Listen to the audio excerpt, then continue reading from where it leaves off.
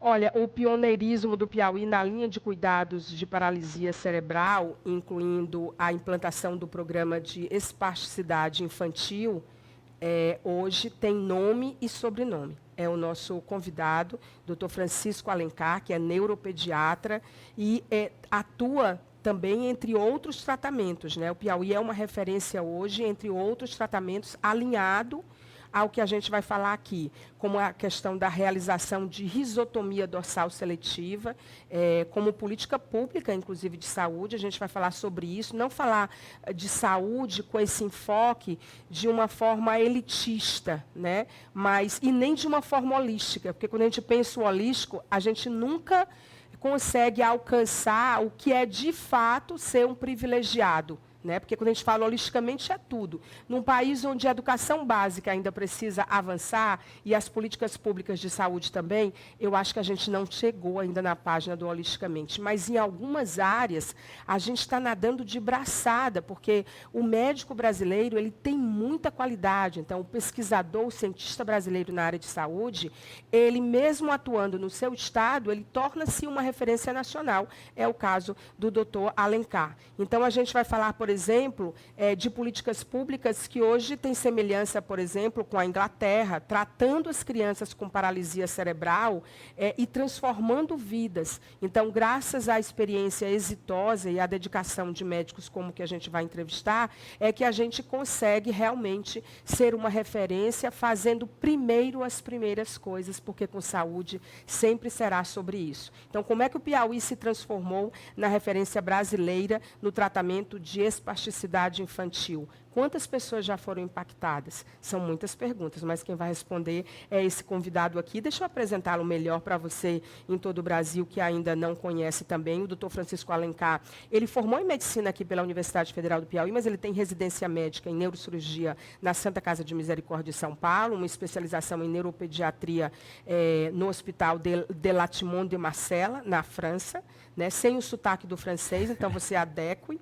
Especialização em reabilitação pela Associação de Assistência à Criança com Deficiência, que é fantástico para quem atua nessa área, essa conexão com a ACD, e uma especialização em neurocirurgia funcional e dor pelo Hospital das Clínicas de São Paulo. Mas aí, um dia, provocado por uma paciente, ele terminou fazendo um mestrado em biotecnologia. Talvez seja melhor a gente dizer o que ele não é, né? Porque eu vou dizer também que ele coordena o serviço de neurocirurgia pediátrica do Hospital Infantil Lucídio Portela, aqui no nosso estado, no Piauí.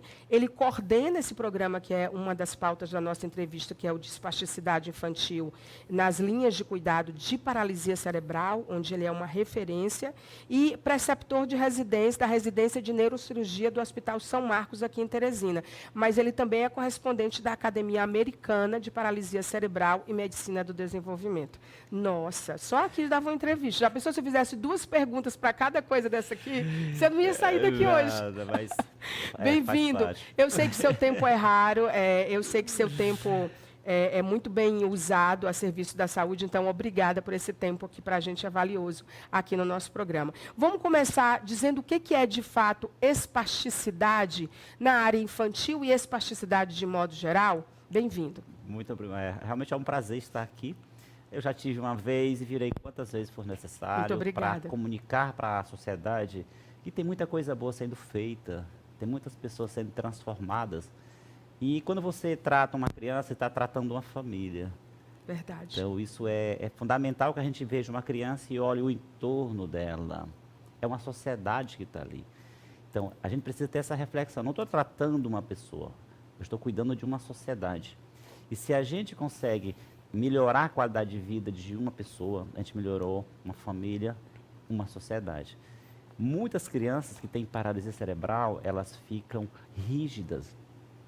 90% das crianças com paralisia cerebral vão ter essa rigidez. Olha só, de cada 100, 90 vão ficar rígidas. Todo tipo de rigidez em várias partes do corpo no e membros. corpo, pode ser só nos braços, pode ser só nas pernas. Muitas vezes são braços e pernas vão ficando rígidos. Aquela criança que nasce com a dificuldade, teve um sofrimento durante o nascimento, uma história de uma ameaça de aborto ou algo parecido, uma infecção como o Zika vírus, que a gente teve muito presente no Brasil. levando a uma formação do cérebro, essa criança ela nasce sem nenhuma alteração física. Progressivamente vai ficando endurecida. No primeiro momento, a família acha que a criança está ganhando força, está ficando mais durinha, mas ela está ficando com uma rigidez e ineficiente. Que pode ser permanente. E vai piorando e vai deformando. A criança vai crescendo e se você não tira essa rigidez adequadamente, isto é que é a espasticidade, é uma rigidez muscular decorrente de um comprometimento do sistema nervoso. Na maioria das vezes no cérebro, mas também pode ser na medula, que não está presente só em criança, está presente em qualquer pessoa que tem uma lesão no cérebro. Exemplo, pessoa que teve um derrame, um AVC, pode realmente vai ficar com o lado paralisado e até 40% das pessoas que têm AVC também vão desenvolver uma rigidez muscular que a gente chama isso de espasticidade. Como é que trata? O paciente ele deve estar em reabilitação. Qualquer tratamento de uma pessoa que tem uma deficiência, no caso física, tem que ser chamado de reabilitação. Com os terapeutas, com as terapias e com os profissionais médicos que seja necessário. Mas a rigidez muscular em si, é rígido, eu preciso relaxar. O que fazer para eu pegar uma criança que está rígida, que tem espasticidade?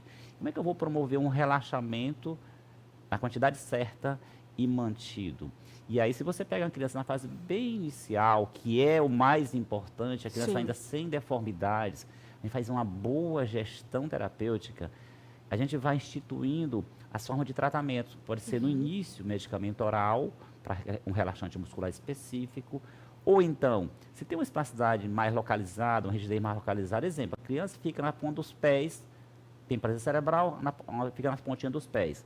Eu posso usar medicamento na musculatura mais próxima, na panturrilha, como toxina botulínica, e vou promover um relaxamento também, que no certo momento pode ser o tratamento indicado.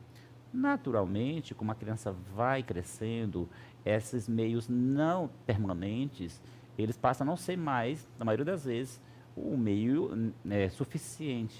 E aí que entra a necessidade de neurocirurgias funcionais. Entram cirurgias que, com o mesmo princípio, vão promover um relaxamento da musculatura. Qual é a diferença? Caráter permanente. Um medicamento oral, um relaxante muscular, uma toxina botulínica tem caráter temporário com seu efeito. Uma neurocirurgia funcional, que é a mais importante, é a risotomia dorsal seletiva, que é uma cirurgia onde a gente, de forma planejada, a gente corta parcialmente alguns nervos, que são os nervos que vão para aqueles músculos que estão endurecidos. E essa cirurgia ela é transformadora.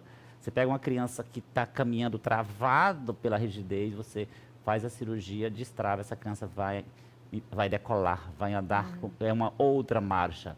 Ou eu pego uma criança mesmo grave, que está meio acamada, toda dura, não consegue nem sentar por estar tão rígida. Você faz a cirurgia para relaxar essa criança, para sentar melhor, para tirar dor, para evitar a deformidade. Você vê que tem tantos benefícios aí. Os protocolos são diversos, né? Cada caso é um protocolo diferente. Né? Você mencionou vários aí agora, né? Em relação à idade, em relação ao nível de paralisia, o que causou essa espasticidade, né? Essa rigidez é diferente. Como é que você, assim, o porquê você se interessou por isso, é claro, no seu currículo, seu portfólio, uma vida dedicada à medicina e à neurologia, particularmente à neuropediatria, deixam claro isso. Como que você transformou o Piauí numa referência nisso? Como foi que isso aconteceu?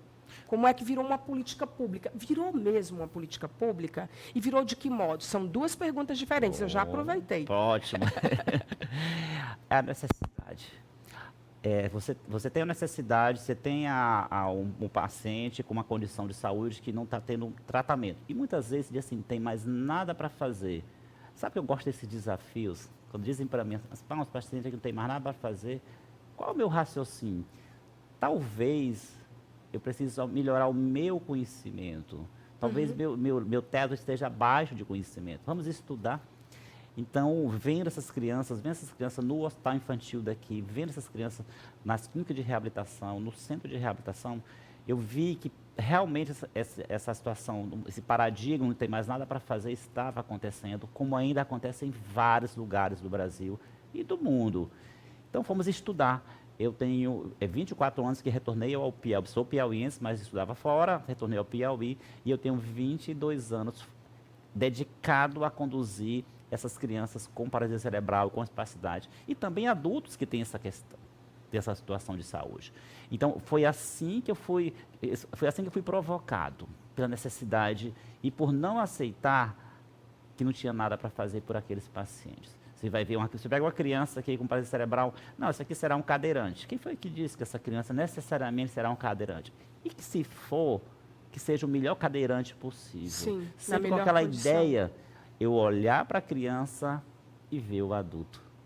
Uma criança será um adulto, será um jovem e será um idoso. Então, essa criança, que é uma pessoa, ela tem que ser o adulto melhor possível. E aí a gente não aceitar que não tem mais nada para fazer, é como se estivesse condenando. Não, nasceu paralisia cerebral, não tem mais nada para ser feito. Vamos só esperar, deixar que a história natural da paralisia cerebral vai se responsabilizar. O número de casos no Piauí é diferente dos demais estados? Essa escolha também se deu pela prevalência? De fato, a gente não tem uma certeza ainda no Brasil. Esse número, ele impacta. De 3 a 7 em cada 1.000 nascidos vivos vai ter paralisia cerebral. No Brasil ou no Piauí? No Brasil. O Piauí é do mesmo jeito. A cada 1.000 nascidos vivos? 3 a 7 vai 3 ter a 7 pessoas. Vai ter paralisia cerebral. Nós fizemos um levantamento em 10 anos no Brasil, 2007 a 2017. Pegando o Brasil, como um todo, se nós pegarmos, que significa 3 em cada 1.000, nós teríamos 87.000 crianças com paralisia cerebral em 10 anos adentrando na sociedade. Mas se nós pegarmos 7 em cada 1.000, são 204.000 crianças com paralisia cerebral adentrando na sociedade. Se a gente só trazer para o Piauí, em 10 anos nós temos mais ou menos 3.338 crianças que adentraram na sociedade com paralisia cerebral. Você vê que é impactante? Sim. E a gente tem certeza de que é um número subnotificado. Com certeza. Como tudo na saúde. É subnotificado, mas já é impactante. Já é um ponto de partida e é impactante. Isso foi a primeira pergunta. Para a segunda pergunta, como foi e como é que o Piauí, como é que o Piauí vem se transformando e hoje já é referência. Numa referência e transformou isso numa política pública. Numa política pública. Essa cirurgia, que é a risotomia dorsal seletiva, é o que realmente transforma essas crianças e de forma permanente. É uma cirurgia muito cara, em poucos lugares, disponível em poucos lugares do mundo. Eu ia perguntar qual o custo de uma cirurgia dessa. Depende muito, uma cirurgia dessa nos Estados Unidos. Tem um serviço nos Estados Unidos que é a referência mundial, em torno de R$400 mil. Então, imagine esse valor para a sociedade. Até quem tem bons empregos é muito caro, né? Se a gente for analisar assim. E o Piauí partiu diferente. Então, eu comecei a estudar isso aos 22 anos e fui estudando, procurava um serviço para eu treinar, especificamente não tinha. Aí eu fiz especialização em neurocirurgia funcional para aprender, mas eu vi que não tinha um serviço que me desse tudo isso, aprendi várias outras coisas. Eu fiz pós-graduação em reabilitação também para aprender, mas também não tinha tudo. Mas fui aprendendo. Aí você foi juntando, montando um quebra-cabeça que nunca vai estar fechado. E não é para fechar. Você não para. Não paramos. Então fui juntando e criando uma equipe especialista, que não é só eu sozinho, uma equipe treinada. Que nós somos um time especializado hoje. O Piauí tem um time especializado em conduzir uma pessoa que tem espasticidade, principalmente uma criança. E esse time, ele está num lugar em especial, num hospital, numa clínica especial, ou ele é itinerante? As duas coisas. Esse time está todo dentro do hospital infantil, que aí é que entra o programa. Que virou uma política pública, já discorrer mais sobre isso. E esse time também, a gente tem ido ao Brasil todo treinar equipes. Eu ia perguntar como é que vocês estão tendo tempo todo mês esse time está fora, está em algum estado, treinando alguma equipe para como avaliar, para conduzir as crianças, como orientar. Então, nosso time hoje, nós saímos do nosso estado, levando a oportunidade de treinamento, de formação de equipes fora daqui. Mas aqui, então, o hospital infantil, a gente já tinha começado a fazer essas cirurgias, mas o que acontecia? Você pega uma criança que tem uma paralisia cerebral, que é uma condição crônica de saúde, e você pega uma criança com um tumor. Então, você está na fila, marcava a cirurgia da criança, se chegava uma criança mais grave, era necessário ser suspensa que era a cirurgia, e entrava um tumor, e entrava uma outra causa. Naturalmente, você tem que gerenciar por gravidade, e aí essas crianças foram ficando. Em 2019, então a gente fazia uma outra cirurgia, mas não conseguia ter uma rotina, uma sequência. Que atendesse a demanda que era grande. Perfeitamente. E foi aumentando a demanda. Em 2019, a Inglaterra instituiu a risotomia dorsal seletiva como um programa de saúde pública de lá, como se fosse o SUS de lá, para as crianças que caminhavam. E aí, em 2020, levei uma proposta para o comando, para o governo, e baseado, inclusive, com a direção do Hospital Infantil na época, que nós tínhamos 44 crianças com indicação de cirurgia já numa fila. Há muito tempo. Que foi se formando, e aí o governo teve uma leitura favorável e autorizou que nós fizéssemos tratássemos essas 44 crianças. E começamos isso na pandemia. Quer dizer, a Inglaterra começou em 2019 e o Piauí começou em 2020. Em plena pandemia, a gente foi fazendo, de fato, dessas 44... Então, você prototipou aqui o que aconteceu na Inglaterra. Exato, como política nós fizemos um incremento. Lá no programa da Inglaterra, eram as crianças que caminham. Tem classificação, tem nível 1, 2, 3. Na paralisia cerebral tem nível 1, 2, 3, 4 e 5. 4 e 5 são as crianças cadeirantes. Nós colocamos o seguinte, tem um programa, que as crianças que vão ser admitidas no programa são as crianças com paralisia cerebral, nível 1, 2 e 3, prioritariamente, mas também as crianças que não caminham se tiver indicação. Aí a grande diferença do programa da Inglaterra. Um exemplo, nós tivemos dois irmãos gêmeos, uma criança, ambos com paralisia cerebral, um caminhava e outro não caminhava. Se fosse usar o princípio só da Inglaterra, teria operado só o que caminhava. Nós fizemos diferente, nosso programa permitia. Nós operamos os dois no mesmo dia. Você imagina, para uma família, um ficaria tratado e o outro não. De certa forma, o da Inglaterra é excludente, né? Então, de certa forma, isso nós fizemos já, foi baseado na nossa realidade. A gente tem que implantar programa para a realidade local. Aí você despeça esse programa e vai à frente. Então, o Estado comprou essa ideia, bancou as 44 cirurgias junto no Hospital Infantil, só que daí, nesse mês, nós vamos completar a cirurgia de número 200. Aí não parou mais. Não parou. Não parou, não tem como parar. Não tem como parar, porque as 44 foram tão transformadoras que... E agora, a gente faz 4 cirurgias, fazíamos 4 cirurgias por mês, e lhe digo mais, aos domingos, são 2 domingos que a nossa equipe se dedica a essas cirurgias. E o hospital autorizou mais um final de semana, que de fato agora estamos com 6 cirurgias por mês. Eram 4, e agora nós estamos com 6.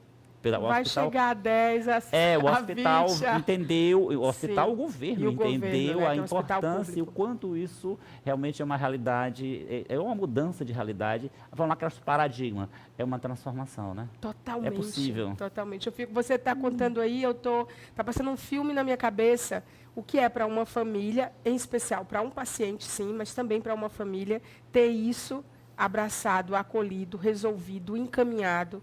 Né? Alguém dá atenção a isso realmente, e assim, fazer jus ao seu trabalho, à sua equipe, ao fato de ter insistido e ficar pesquisando, e ao governo, que independente de bandeira partidária, em gestões diferentes, deu continuidade a isso. Né? O que faz do Piauí hoje uma referência nacional. Na verdade, você está envolvido em muitas pesquisas e inovações, né? Afinal de contas, eu estou falando com uma pessoa que fez biotecnologia. Como é que começou isso? Isso aí veio de uma provocação de uma mãe que foi assim, foi transformador, foi mais algo que transformou, não aceitar aquela condição de saúde de um paciente. Vamos estudar. Eu tinha operado uma criança com paralisia cerebral, que é a risotomia da região lombar, relaxou as perninhas da criança, ficaram dentro do que a gente desejava. Aí a mãe chegou para mim posteriormente e disse, doutor, e os braços? Não dá para fazer a mesma cirurgia? Aí eu disse, mãe, não tem evidência científica, a gente não faz. Que pode fazer as duas coisas. Que fazer as duas coisas. Ela disse, mas por que o senhor não estuda? E aí eu disse, você sabe que a senhora tem razão, eu vou estudar. Só que precisava validar. Digo, então vou fazer mestrado em biotecnologia para realmente entender e validar um método. Então, não é experiência do paciente, então validar o método. Daí é que entrou a pesquisa com a biotecnologia, onde hoje eu sou mestre em risotomia dorsal seletiva cervical. Você já foi para uma outra coisa. Então, você descobriu que era possível fazer. Que era possível. Membros superiores e inferiores. Que era possível, e hoje nós temos... E faz. E fazemos, e hoje nós temos uma casuística imensa, a nível, uma das casuísticas mais robustas do mundo, com certeza. Sim. E estamos aí, foi de uma provocação, mas entrou o quê? Entrou a biotecnologia para dar suporte, para a gente discutir, fazer a coisa dentro realmente dos critérios científicos. Eu imagino que com o impacto social, que esse trabalho todo que você realiza e que começou, né, de forma pioneira, inédita, e que hoje é uma referência nacional, tem muitas parcerias e colaborações, né? Porque termina que você abre um caminho que era conhecido, evidente, mas que ninguém fazia nada. Mas exatamente, né? A própria equipe. E não fazia sem juízo de valor. Por diversos contextos, não se faz alguma coisa diante de uma situação. E você foi lá e conseguiu abrir um caminho. Né? E criar oportunidades. Por exemplo, um fisioterapeuta, você não vê fisioterapeuta no centro cirúrgico, não via, porque o nosso fisioterapeuta é especializado, neurofuncional, avalia a criança no pré-operatório, faz parte da equipe de monitorização. Nosso fisioterapeuta, ele fez mestrado nisso, olha só, uma boa ação gerando boas ações, bons resultados. O nosso neurofisiologista também fez mestrado, está fazendo doutorado exatamente em como a gente melhorar tem o máximo possível de qualidade para os nossos pacientes. Você vê, vai gerando oportunidades para toda uma equipe. Então, quando você parte em frente, coisas boas virão. E as pessoas que realmente querem desenvolver, vai ter seu espaço para desenvolver. Isso é transformador. Sem dúvida. Agora, doutor Alencar, a neurologia, tipo assim, não existiria mais mundo no nível que a gente está de diagnósticos, em avanço, se não fosse a neurologia. A neurologia colocou a humanidade, o estudo, a neurologia como ciência, como profissionais do seu nível, e tantas outras frentes, ela botou a humanidade num outro nível, né? Porque a gente fez descobertas nos últimos 20 anos, do final do século passado para cá, que elas foram muito relevantes na vida do ser humano. Quais são as suas principais demandas hoje? Se você tivesse que recomeçar do tudo neurologia, você ia para outras áreas também, além da que você atua? Porque você é uma referência na área de paralisia cerebral, de tudo que você tem contado para a gente, mas é um mundo, né? Tudo está conectado na área de saúde, a neurologia. É tão amplo e gostoso, ao mesmo tempo, que se a gente não focar, a gente é muito amplo. A própria neurocirurgia, eu sou neurocirurgião. Depois, neurocirurgião pediátrico. Depois, neurocirurgião funcional, especialista em reabilitação, focado no tratamento de paralisia cerebral, especificamente na parte motora. Eu contei 8 áreas aí até agora. Você vê? Então, o que eu faria? Eu me dedicaria mais ainda ao que eu faço para ser você faz. Melhor e poder realmente criar tipo uma universidade onde eu pudesse treinar gente do Brasil todo e de fora. Esse é meu sonho. Agora, você também é reconhecido, o Centro Hospitalar de Maternidade Santa Fé realizou agora, recente, uma cirurgia que, num videocast que eu gravava com o doutor Alencar, numa outra oportunidade, a gente estava elencando o que faltava o Piauí evoluir em algumas áreas, ou acontecer aqui, e ele citou, Maia, cirurgias intrauterina, por exemplo, a gente ainda não fez, quem sabe a gente vai fazer. Gente, menos de 2 meses depois, a cirurgia aconteceu na Santa Fé, ele foi convidado, né, a participar dessa cirurgia, que trouxe o doutor Maurício Saito, uma referência em cirurgias intrauterinas no Brasil, junto com o doutor Alexandre, uma outra referência, e você foi um dos médicos convidados para participar. Eu queria que você falasse dessa experiência inédita no Piauí, mas ainda um assombro no sentido positivo para o mundo inteiro. Você fazer uma cirurgia dentro do útero com um bebê que você me disse que era de 24 semanas, para corrigir mielomeningocele, né? Você falou. Me conte um pouco dessa experiência. De fato, São só 2 meses que nós falamos sobre isso. Dizem, vai colocar... No videocast da Santa Fé, inclusive. Santa Fé, vai colocar o Piauí, através da Santa Fé, num outro nível. E eu disse, o que eu vejo que falta como neurocirurgião pediátrico? Falta fazer a cirurgia mais precocemente possível. Não é esperar que a criança vá nascer e fazer ainda intraútero, porque toda uma pesquisa já foi desenvolvida, mostra que os resultados neurológicos são melhores quando você fecha o defeito, a malformação, ainda intraútero. A criança ela tem um padrão neurológico melhor. Então, isso é difícil, você precisa de uma equipe, precisa de uma estrutura de treinamento. Aí entra a ciência de novo, ó, treinamento. O que a Santa Fé fez? Trouxe profissionais gabaritados, especialistas no tema, juntando com sua equipe que já é forte da parte obstétrica e neonatologia. E aí naturalmente, me chamaram como neurocirurgião pediátrico e por ser um apaixonado por inovação, por transformação, por fazer história, não é? Sim. De fato, foi a primeira cirurgia. Essa cirurgia, ela fez que tipo de correção nesse bebê de 24 semanas dentro da barriga da mamãe dele? Você imagina, uma cirurgia onde vai por laparoscopia com os aparelhos, você vai colocar esses aparelhos dentro da barriga da mãe, dentro do útero da mãe, ao lado da criança.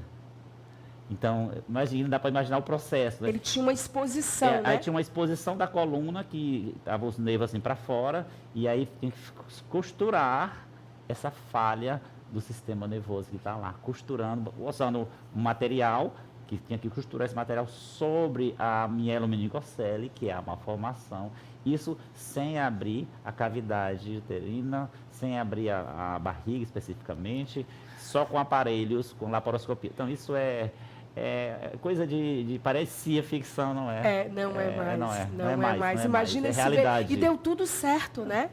E deu tudo certo. A Santa Fé montou um aparato médico, cirúrgico, dentro de UTI, dentro de sala de cirurgia. O hospital inteiro estava preparado e você estava lá participando com o doutor Maurício e outros médicos, inclusive da Santa Fé, acompanhando. Doutor Ailton, né? Brandinho, doutora Maria José, lá, pediatra junto, neonatologista. Então, a equipe estava pronta, a anestesia estava pronta, então estavam prontos. E para mim foi um prazer. E assim, foi uma oportunidade de participar de um evento marcante, que eu acho que a gente vai mudar a história dessas malformações, do tratamento das malformações no estado. Sim. Depois da primeira, outras virão com muito mais facilidade. Você já é especialista em transformação, né? Em transformação, já sabe, né? Como que funciona esse processo. Então, olha, parabéns à Santa Fé, ao doutor Maurício Saito, ao doutor Alexandre, toda a equipe da Santa Fé, né? O doutor Alencar por essa cirurgia, que, gente, foi a primeira daqui, mas mais que o fato de ter sido a primeira aqui, essa cirurgia só aconteceu aqui porque a Santa Fé tinha essa estrutura para oferecer, para oportunizar e para trazer essas pessoas. E a mãe está bem, que é o mais importante, e o bebê.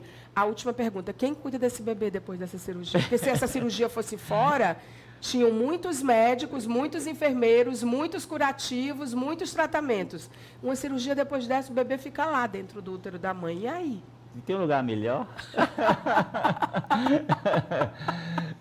Não tem um lugar melhor. Fique lá, que não nasça prematuro, que vá lá. O líquido amniótico vai fazer toda na melhor proteção possível. Não vai precisar do curativo, que é o próprio líquido amniótico, a própria imunidade da mãe. Gente. Deixa lá até 39 semanas, 40 semanas. Aí nasce bem. Aí a gente vai avaliar e cuidar junto com a pediatria. Você vai continuar acompanhando, né? E eu também, nesse caso, porque sou uma apaixonada. Gente, Deus é muito perfeito, né? Porque, assim, não basta essa capacidade que Ele nos deu, né? De procriar, né? As pessoas nascem de dentro das mulheres, né? Nós, mulheres, povoamos o mundo. Aí Ele traz a inteligência, mentes brilhantes. Ele oportuniza conhecimento, ciência, para continuar, não basta só trazer a vida, mas continuar salvando vidas, né? É fantástico, eu fico muito emocionada com isso. Olha, eu sou tão apaixonada por neurologia, você sabe que eu vou fazer uma pós agora na área de neurologia ligada à cognição. Eu quero saber como é que a mente está decidindo, porque a nossa cognição está sendo hackeada. Então, eu quero estudar a mente, quero saber quais são os gatilhos, quais são os boicotes, né? Quais são os apagões da mente na hora de tomar uma decisão. E aí, eu não disse para você que um dia eu ia dar um jeito de ficar pelo menos pertinho de você, olhando a você assim à distância. Pois vai acontecer agora.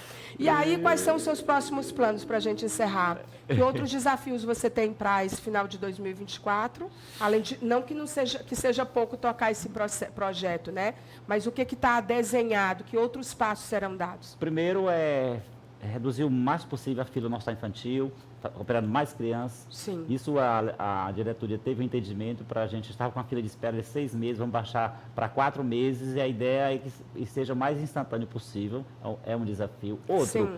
é levar para o Brasil essa informação do tratamento, que existe tratamento para a paralisia cerebral. O Brasil precisa conhecer. O Brasil Sim. é tão heterogêneo, quando eu faço são Brasis. É mesmo. Então tem um lugar em que sabe, mas a maioria não tem, nem sabe ou não tem oportunidade. E sabendo que existe sim oportunidade, no Piauí está aqui, para realmente abraçar todas as equipes do país que queiram. Vocês não só viajam, mas recebem também, né? A gente recebe no início do mês, vamos estar treinando uma equipe que está vindo para cá, uma equipe de médicos que está vindo para cá, e também que a gente possa disseminar a nível da América Latina. Eu acho que é muito além disso, eu acho que nós precisamos expandir essa oportunidade, porque a criança com paralisia cerebral no Brasil, ela tem a mesma necessidade da Argentina, lá do Chile, etc. Você enxerga o ser humano, né? E Independente a gente tem que da expandir, naturalidade ou nacionalidade. levar a oportunidade para o maior número de pessoas possível.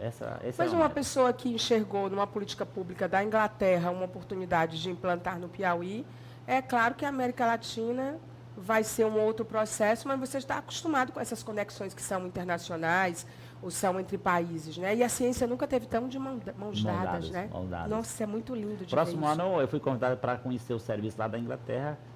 Eu vou lá, né? Mas volte, por favor, tá? É só uma troca. Você não está liberado. É só uma troca. Irei lá para a gente conhecer. Em outubro agora nós vamos para o Canadá, que vai ter o Congresso da Sociedade Americana de Paralisia Cerebral. A ideia é ter trocas e vamos fazer visitas a centros importantes de paralisia cerebral. Qual é a ideia aí? E junto com a equipe, é a gente melhorar para melhorar a vida das pessoas. Vamos aprender lá, vamos trocar, vamos conversar, vamos ver o que tem experiência lá, vamos levar a nossa experiência, vamos sentar.